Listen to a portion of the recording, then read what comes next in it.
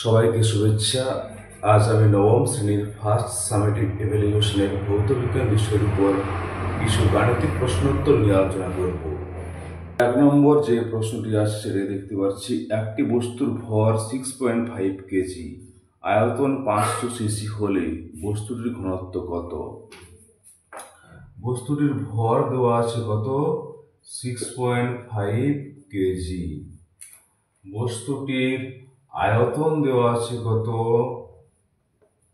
আয়তন দেওয়া আছে 500 ঘন সেন্টিমিটার বা 500 সিসি। তো ভরটা দেওয়া আছে এসআই পদ্ধতিতে এবং আয়তনটা দেওয়া আছে সিজিএস পদ্ধতিতে। তাই ভরটিকে আমরা সিজিএস পদ্ধতিতে নিয়ে গেলাম। এটা গুণিত 1000 সমান 6500 গ্রাম।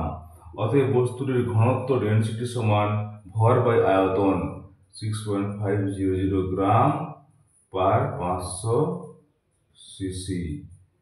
দুটো শূন্য কেটে গেল, 5 13 65, অর্থাৎ 13 গ্রাম পার সিসি। এটি হলো বস্তুটির ঘনত্ব বা ডেনসিটি।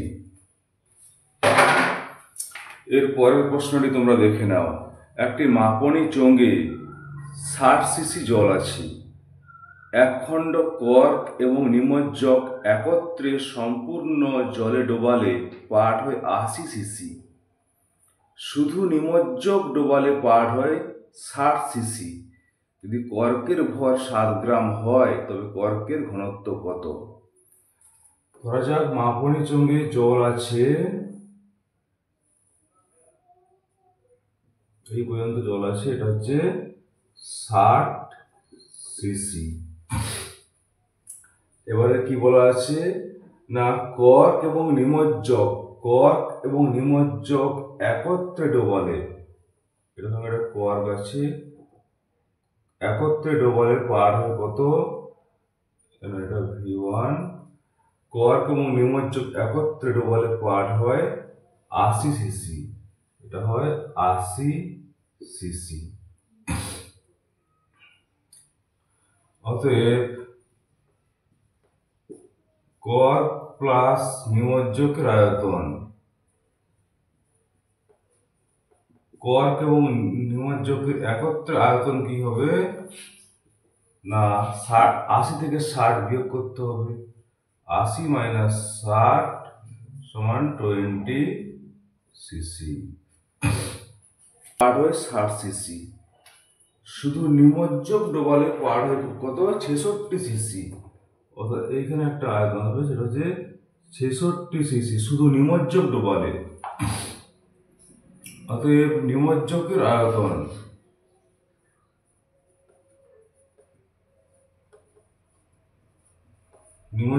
হবে 66 মাইনাস 60 সমান 6 সিসি। তাহলে হচ্ছে নিমজ্জকের আয়তন 6 সিসি, কর্ক ও নিমজ্জকের একত্রে আয়তন 20 সিসি। তাহলে কর্ক যুক্ত নিমজ্জকের একত্র আয়তন থেকে নিমজ্জকের আয়তন বিয়োগ করলে আমরা পেয়ে যাব কি না, কর্কের আয়তন। অতএব কর্কের আয়তন সমান 20 মাইনাস 6 সমান 14 ঘন সেন্টিমিটার। কর্কের আয়তন। এবার তোমরা দেখে নাও যে কর্কের ভর দেওয়া আছে 7 গ্রাম, তবে কর্কের ঘনত্ব কত? কর্কের ভর দেওয়া আছে 7 গ্রাম, কর্কের ভর দেওয়া আছে 7 গ্রাম। অতএব কর্কের ঘনত্ব হবে ভর বাই আয়তন 7 বাই 14 গ্রাম পার ঘন সেন্টিমিটার সমান 1/2 গ্রাম পার ঘন সেন্টিমিটার সমান 0.5 গ্রাম পার ঘন সেন্টিমিটার। এটি হলো কর্কের ঘনত্ব। সমস্যাটি রয়েছে, তোমরা দেখে নাও। বলা আছে একটি বস্তুর ভর 10 কেজি, স্থির বস্তুটির উপর 20 নিউটন বল প্রয়োগ করলে 20 সেকেন্ড পর বস্তুটির ভরবেগ কত হবে? একটি বস্তুর ভর 10 কেজি, স্থির বস্তুটির ওপর 20 নিউটন বল প্রয়োগ করলে 20 সেকেন্ড পর বস্তুটির ভরবেগ কত হবে? বস্তুটির ভর দেওয়া আছে কত? বস্তুটির ভর দেওয়া আছে 10 কেজি। বস্তুটি স্থির অবস্থায় আছে, বস্তুটি স্থির অবস্থায় আছে, অর্থাৎ প্রাথমিক বেগ ইউ সমান 0। এরপর বল প্রয়োগ করা হচ্ছে কত? প্রযুক্ত বল সমান 20 নিউটন। তাহলে 20 সেকেন্ড পর, টি সমান দেওয়া আছে, 20 সেকেন্ড পর বস্তুটির ভরবেগ কত হবে? টি সমান 20 সেকেন্ড পর বস্তুটির ভরবেগ কত হবে? এটা হলো সমস্যা। যেহেতু বস্তুটি স্থির অবস্থায় আছে তাই বস্তুটির প্রাথমিক বেগ 0। আমরা নিউটনের দ্বিতীয় গতিসূত্র থেকে পাই কি না, প্রযুক্ত বল F সমান ভরবেগের পরিবর্তনের হার, বা লিখতে পারি F প্রযুক্ত বল 20 নিউটন সমান mv। m দেওয়া আছে কত? 10 কেজি। 10 গুণিতক অন্তিম বেগ মাইনাস প্রাথমিক বেগ, যেহেতু 0 তাই প্রাথমিক ভরবেগও হবে 0। সময় লেগেছে 20 সেকেন্ড, বা 10 গুণিতক v সমান 20 গুণিতক 20, বা v অন্তিম বেগ সমান 20 গুণিতক 20 বাই 10। 10 দুয়ে 20, 40 মিটার পার সেকেন্ড। এটা হলো বস্তুটির অন্তিম বেগ। 40 মিটার পার সেকেন্ড অন্তিম বেগ। তাহলে 20 সেকেন্ড পর বস্তুটির ভরবেগ কত হবে? 20 সেকেন্ড পর বস্তুটির ভরবেগ হবে m গুণিতক v। m দেওয়া আছে কত না 10 কেজি, এবং অন্তিম বেগ দেওয়া আছে 40 মিটার পার সেকেন্ড। তাহলে 40 হচ্ছে 400 কিলোগ্রাম মিটার পার সেকেন্ড হবে ভরবেগ। তো আমার ছাত্রছাত্রীদের বলছি যে তোমাদের কোনো জায়গায় বুঝতে অসুবিধা হলে আমাকে অবশ্যই জানাও, অথবা কমেন্ট বক্সে কমেন্ট করো, আমি আরো ভালো করে বুঝিয়ে দেওয়ার চেষ্টা করব। ওকে। একটি গাড়ি ব্রেক কষে 6 মিটার পার সেকেন্ড স্কয়ার মন্দন সৃষ্টি করে এবং 2 সেকেন্ড পর থেমে যায়। ওই সময়ে গাড়িটি কতটা দূরত্ব অতিক্রম করবে? ওই সময় গাড়ি,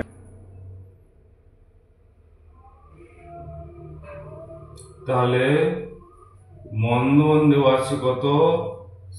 6 মিটার পার সেকেন্ড স্কয়ার, সময় t সমান 2 সেকেন্ড পর থেমে যায়।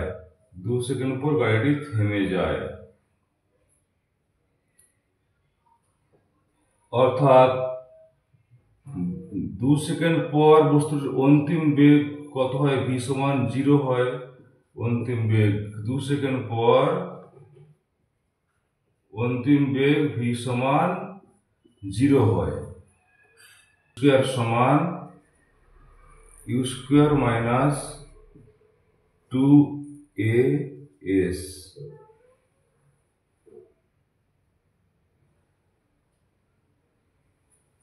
তাহলে যেহেতু অন্তিম বেগ 0, তাহলে আমরা লিখতে পারি ইউ স্কয়ার সমান 2as,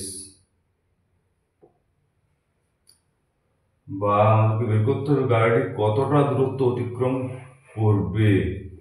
s সমান u square by 2a। s সমান ইউ স্কয়ার বাই 2a। আমরা মন্দনের মানটা জানি, দেওয়া আছে, কিন্তু আমরা ইউ এর মান জানি না, অর্থাৎ বস্তুটির প্রাথমিক বেগের মান জানি না। তাই আমাদেরকে বস্তুটির প্রাথমিক বেগের মান বের করতে হবে। প্রাথমিক বেগ আমরা কি করে বের করব? না, v সমান ইউ মাইনাস এটি, এই সমীকরণটি থেকে আমরা প্রাথমিক বেগ বের করবো, অন্তিম বেগ 0, অতএব ইউ মাইনাস এটি, এর মান দেওয়া আছে 6 গুণিত টি কত 2 সেকেন্ড পর 12, বা ইউ সমান 12 মিটার পার সেকেন্ড। এটা হলো বস্তুটির প্রাথমিক বেগ। অতএব অতিক্রান্ত দূরত্ব সমান u square by 2a, u square মানে 12 গুণিত 12 বাই 2a, 2 গুণিত মন্দন 6, 6 দিয়ে 12, 6 দিয়ে 12 কেটে গেল, থাকলো 12 মিটার। তাহলে 2 সেকেন্ড পর ওই গাড়িটি 12 মিটার পথ অতিক্রম করবে। একটি বস্তু 20 সেন্টিমিটার পার সেকেন্ড প্রাথমিক বেগে চলছিল, 10 সেকেন্ড পর বস্তুটির চূড়ান্ত বেগ হলো 60 সেন্টিমিটার পার সেকেন্ড। বস্তুটির ত্বরণ কত? এই অঙ্কটি খুবই, তাহলে বস্তুটির প্রাথমিক বেগ দেওয়া আছে 20 সেন্টিমিটার পার সেকেন্ড, 10 সেকেন্ড, টি সমান 10 সেকেন্ড পর অন্তিম বেগ কত হলো 60 সেন্টিমিটার পার সেকেন্ড। অর্থাৎ ভি যেহেতু ইউ এর থেকে বড়, তাই এখানে বেগটা বৃদ্ধি পেয়েছে 10 সেকেন্ড পর। তাহলে 1 সেকেন্ডে কত পরিমাণ বেগ বৃদ্ধি পেয়েছে, অর্থাৎ বেগ বৃদ্ধির হারকে আমরা কি বলি না ত্বরণ বলি। অতএব ত্বরণ এ সমান v minus u by t. তাহলে 60 minus 20 by 10 metre per second square. 60 থেকে 20 যোগ করলে 40 by 10 metre per second square, 10 তাহলে 40, 4 মিটার পার সেকেন্ড স্কোয়ার হবে বস্তুটির ত্বরণ। এটি হবে উত্তর। 235x92 পরমাণুটির ভর সংখ্যা এবং পারমাণবিক সংখ্যা কত? পরমাণুটিতে যদি 3টি নিউট্রন বেশি থাকতো তবে সেটির সংকেত কিভাবে লেখা হতো? আগে আমরা পরমাণুটির ভর সংখ্যা এবং পারমাণবিক সংখ্যা বের করি। 92, তাহলে আমরা দেখতেই পাচ্ছি যে ভর সংখ্যা সমান কত? ভর সংখ্যা সমান 235। পারমাণবিক সংখ্যা এই নিচের সংখ্যাটি, এইটি পারমাণবিক সংখ্যা 92। তবে পরমাণুটিতে নিউট্রন সংখ্যা কত হবে না নিউট্রন সংখ্যা সমান, এটা বিয়োগ করবো আমরা, 3, 13, 9, 13, 143টি নিউট্রন রয়েছে এতে, কিন্তু 5 থাকলে। এরপরে বলা আছে যদি পরমাণুটিতে 3টি নিউট্রন বেশি থাকতো তবে সেটির সংকেত কিভাবে লেখা হতো? 3টি নিউট্রন বেশি থাকলে এখন তাহলে তার ভর সংখ্যাটা আরো 3 বেড়ে যেত। তাহলে 3টি নিউট্রন বেশি থাকলে ভর সংখ্যাটা 3 বাড়তো, এর সঙ্গে 3 যোগ হবে, অর্থাৎ এটা লেখা হবে এইভাবে x 238 92, x 238 বাই 92 আকারে এটিকে লেখা হতো। খেলনা গাড়ি 20 সেন্টিমিটার সেকেন্ড বেগে চলছিল। এটি খেলনা গাড়ি 20 সেন্টিমিটার পার সেকেন্ড বেগে চলছিল। 1 মিটার দূরত্ব যাওয়ার পর ওই গাড়ির বেগ দাঁড়ালো 30 সেন্টিমিটার পার সেকেন্ড। গাড়িটির ত্বরণ নির্ণয় করো। এটি খেলনা গাড়ির প্রাথমিক বেগ দেওয়া আছে 20 সেন্টিমিটার পার সেকেন্ড। 1 মিটার চলার পর ডিস্টেন্স 1 মিটার চলার পর ওর বেগ দাঁড়ালো, অন্তিম বেগ ভি দাঁড়ালো 30 সেন্টিমিটার পার সেকেন্ড। তাহলে গাড়িটির ত্বরণ কি হবে? গাড়িটির ত্বরণ আমরা পেয়ে যাবো এই সমীকরণ থেকে, ভি স্কোয়ার সমান ইউ স্কোয়ার প্লাস 2as, এই সমীকরণটি থেকে আমরা গাড়িটির ত্বরণ পেয়ে যাব। অতএব গাড়িটির ত্বরণ সমান কি হবে? ত্বরণ সমান v square minus u square by 2s। V square মানে 30-এর বর্গ, ইউ স্কোয়ার মানে 20-র বর্গ বাই 2s, 2 ইন্টু 1 মিটার। 30-এর বর্গ মানে 30 × 30 সমান 900, 20-র বর্গ সমান 400 বাই 2। 900 থেকে 400 বিয়োগ করলে হচ্ছে 500, 500 বাই 2 সমান 250, 250 সেন্টিমিটার পার সেকেন্ড স্কোয়ার, অর্থাৎ 250 সেন্টিমিটার পার সেকেন্ড স্কোয়ার হচ্ছে বস্তুটার ত্বরণ। বা লিখতে পারি, আমরা যদি সেন্টিমিটারটাকে মিটারে করি তাহলে হচ্ছে 2.5 মিটার পার সেকেন্ড স্কোয়ার হচ্ছে বস্তুটির ত্বরণ। 0.5 ডাইন বল 1 মিলিগ্রাম বস্তুর ওপর ক্রিয়া করলে কত ত্বরণের সৃষ্টি হবে? তাহলে বলের পরিমাণ দেওয়া আছে কত? 0.5 ডাইন। বস্তুটার ভর দেওয়া আছে কত? ভর দেওয়া আছে 1 মিলিগ্রাম। এটা যেহেতু সিজিএস পদ্ধতিতে বলের মানটা দেওয়া আছে, তাই বস্তুর ভরটা আমরা সিজিএস পদ্ধতিতে বের করব। 1 মিলিগ্রামকে আমরা, যেহেতু বলের মানটা সিজিএস পদ্ধতিতে দেওয়া আছে, তাই বস্তুর ভরের মানটা আমরা সিজিএস পদ্ধতিতে বের করব। 1 মিলিগ্রামকে আমরা গ্রামে পরিণত করব। তাহলে 1 মিলিগ্রাম সমান কত গ্রাম? না, মিলিগ্রাম থেকে গ্রাম 3 ঘর, তাই একে 1000 দিয়ে ভাগ করতে হবে। 1 মিলিগ্রাম সমান 0.001 গ্রাম। অতএব ত্বরণ সমান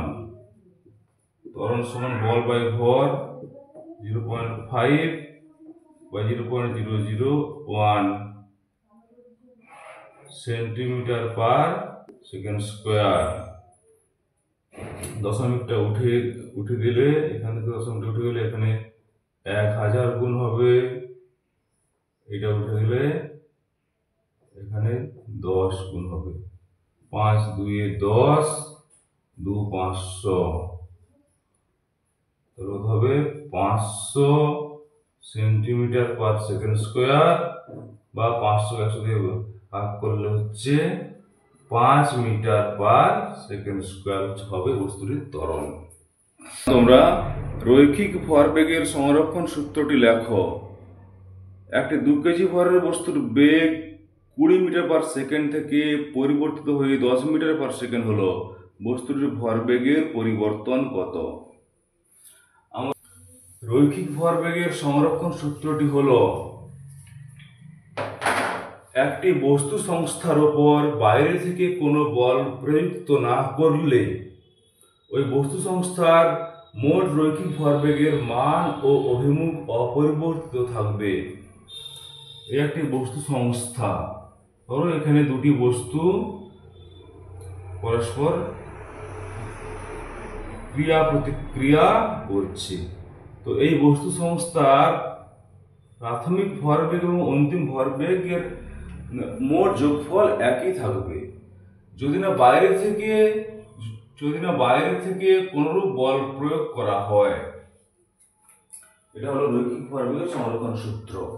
সঙ্গে যে গাণিতিক সমস্যাটা আছে আমরা দেখলাম, 2 কেজি ভরের বস্তুর বেগ 20 মিটার পার সেকেন্ড থেকে পরিবর্তিত হয়ে 10 মিটার পার সেকেন্ড হলো, বস্তুটির ভরবেগের পরিবর্তন কত? তাহলে বস্তুটির ভর দেওয়া আছে কত? না 2 কেজি। প্রাথমিক বেগ দেওয়া আছে 20 মিটার পার সেকেন্ড, অন্তিম বেগ দেওয়া আছে 10 মিটার পার সেকেন্ড। তাহলে বস্তুটির ভরবেগের পরিবর্তন, অতএব ভরবেগের পরিবর্তন কি হবে? mv মাইনাস mu, m কত দেওয়া আছে? 2 কেজি, v মাইনাস u সমান 20 minus 10 kilogram metre per second. 20 10 10 20, kg metre per second, এটা হলো ভরবেগের পরিবর্তন।